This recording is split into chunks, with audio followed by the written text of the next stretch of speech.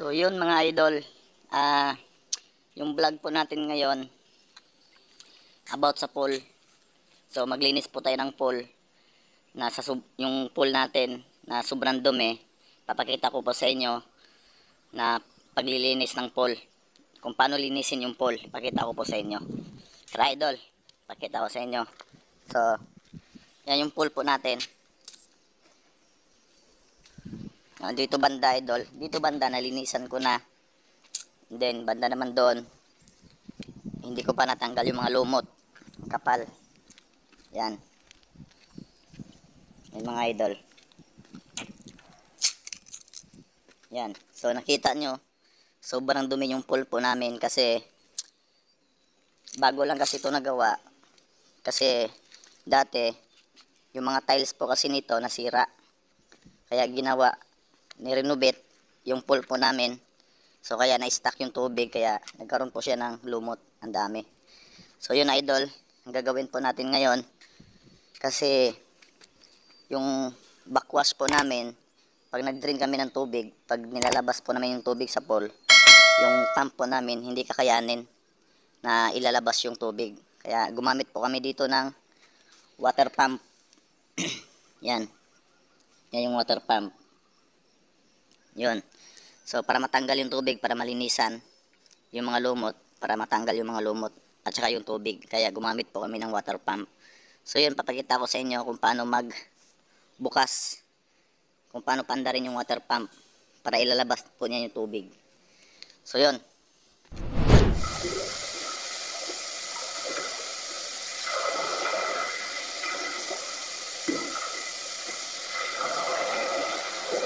So mga idol, ginawa natin yung makina, binabasa natin yan para hindi mag-overheat. Pag nag-overheat yung makina, pag sobrang init, mamamatay yung makina. I-shutdown ko yung makina. Kaya babasahin lang po natin yung makina nito. Basahin mo lang para lumangig.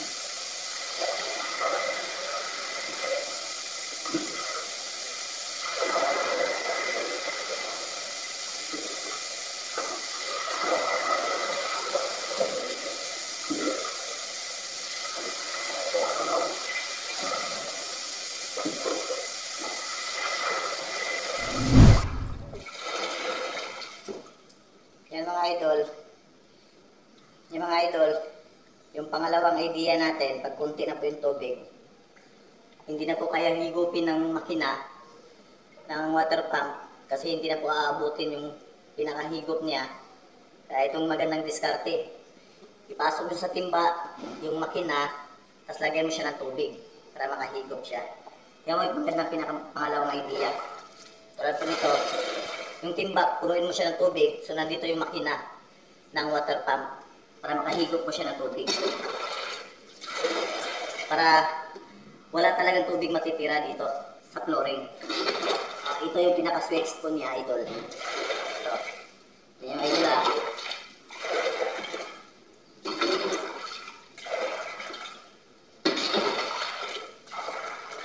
Idol, punuin mo siya ng tubig, idol oh. Tapos, i-switch natin ito. Yan o. Idol, wala na pong tubig. Ubus na. So, lalagyan na naman natin. Punuin natin yung timba. Yan lang, idol. Yung diskarte nito. So, pinakamagandang diskarte. Para hindi ka na mag-manual na tatanggalin yung tubig gamit lang ang timba. Hindi mo na kailangang iakyat doon sa taas. So, meron tayong water pump. Dito ilagay yung timba, water pump sa loob ng timba, tapos lagyan mo siya ng tubig. Para hindi ka na mapagod, akyat baba, para yung tubig, itapon mo dun sa taas. Dito lang po itapon. So, ito lang. Yung magandang idea. Magandang idea, bukod pa sa magandang idea, at saka mabilis yung trabaho mo. So, ganito lang pagtapon ng tubig pag kunti na. Lagay mo sa timba. Yan idol oh. Puno na.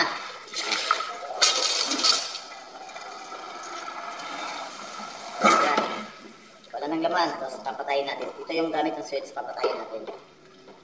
Yan lang. Continue lang idol. Hanggang sa maubos yung tubig. Hanggang sa ma-dry. O pumatuyong-tuyo na talaga dito sa flooring.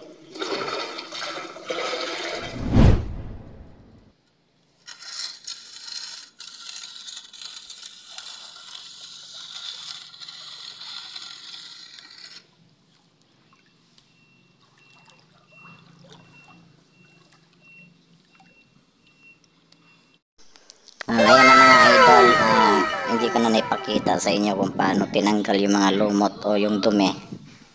Mabilisan lang kasi medyo mahaba ng video natin. So ngayon mga idol, nakita nyo na malinis na yung flooring niya, wala na yung mga lumot. Yan, no. So na-brush na rin po namin. So yan na lang po yung madumi, tatanggalin. Tapos mga idol, malinis na. So siya yung pinaka improvement na sa loob ng 2 araw na paglilinis namin dito. So nakita na natin yung improvement na malinis na, wala na yung mga lumot mga idol. So yan po yun mga idol, pwede mo nang lagyan ng tubig, pwede mo nang pupunduan ng tubig para pwede nang gamitin ulit.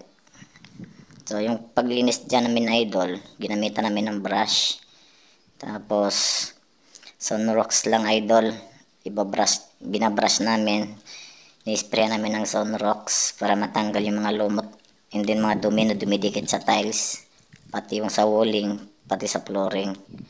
So malinis na po siya sa loob ng 2 araw na paglinis namin dyan. Yan yung improvement na po nakikita natin. So yun mga idol. So ayan guys, yung pool natin, update tuloy sa pool. So yung paglinis pala ng pool, yung sa sobrang daming lumot o dumi, hindi ko na naipakita kasi sobrang haba ng video. So ngayon, ito yung pinaka-improvement. So naglagyan po kami ng tubig. So kung nakikita nyo dito guys, na may dumi, kasi yung tubig na running water, binuksan ko. So yung binubugan na tubig, may kalawang, kaya yun po yung kalawang na binubugan niya.